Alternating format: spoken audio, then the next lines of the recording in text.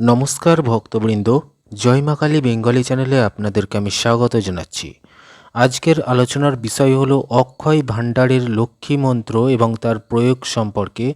অর্থাৎ যারা মা লক্ষ্মী দেবীর কৃপা লাভ করতে চাইছেন, আর্থিক উন্নতি ঘটাতে চাইছেন, টাকা পয়সা ব্যাংক ব্যালেন্স বাড়াতে চাইছেন এবং আপনাদের দরিদ্রতা দূর করতে চাইছেন, আর্থিক দিক থেকে উন্নতি করতে চাইছেন, তারাই কিন্তু এই মন্ত্র এবং প্রয়োগ পদ্ধতি সম্বন্ধে জানবেন।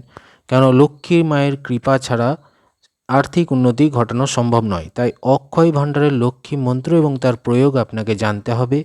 তার জন্য প্রথম থেকে শেষ পর্যন্ত ভিডিওটা দেখতে হবে এবং শুনতে হবে।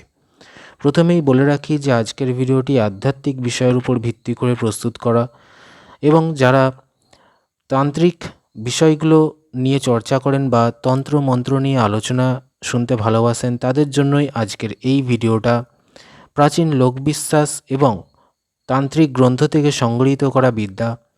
যারা বিজ্ঞানে বিশ্বাস করেন তারা দেখবেন না, কেননা বৈজ্ঞানিকভাবে প্রমাণিত নয়। যারা ঈশ্বরে বিশ্বাস করেন, আধ্যাত্মিক বিষয় নিয়ে চর্চা করেন, ঈশ্বর ভগবানে বিশ্বাস রয়েছে, তাদেরই কিন্তু আজকের এই ভিডিওটা তাদের জন্যই দেওয়া, তারা দেখবেন। তো চলুন শুরু করছি। মন্ত্রটি আপনাদের স্ক্রিনে দেখুন। মন্ত্রটি হচ্ছে ওং শ্রী হ্রিং ক্রিং হ্রিং শ্রিং মহালক্ষ্মী নমঃ। তো আপনারা দেখতে পেলেন সুন্দর একটা ছোট্ট মহালক্ষ্মীর মন্ত্র। এর প্রয়োগটা কি বলছে দেখুন। অবশ্যই মন্ত্রটি মুখস্থ করে প্রয়োগের দিকে যাবেন। প্রয়োগ বলছে শুভ তিথি ও শুভ দিনে প্রাতঃকালে মানে সকালবেলা মন্ত্রটির জপ আরম্ভ করবেন।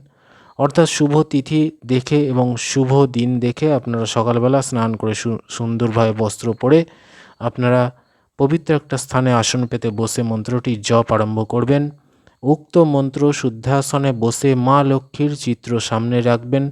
মা লক্ষ্মী দেবীর একটা চিত্র আপনার সামনে রাখবেন, রেখে ধূপ দ্বীপ জ্বালাবেন। জেলে 1100 বার মানে 1100 বার অবশ্যই জপ করবেন।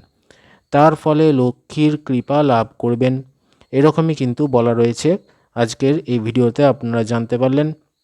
অবশ্যই একটা লাইক দেবেন, চ্যানেলটি সাবস্ক্রাইব করবেন আর 50 জনকে শেয়ার করে অবশ্যই ক্রিয়াটি করবেন। তবেই কিন্তু গুরু অনুমতি পাচ্ছেন। আর এই চ্যানেলে বহু ভিডিও রয়েছে, দেখতে থাকুন। ধন্যবাদ।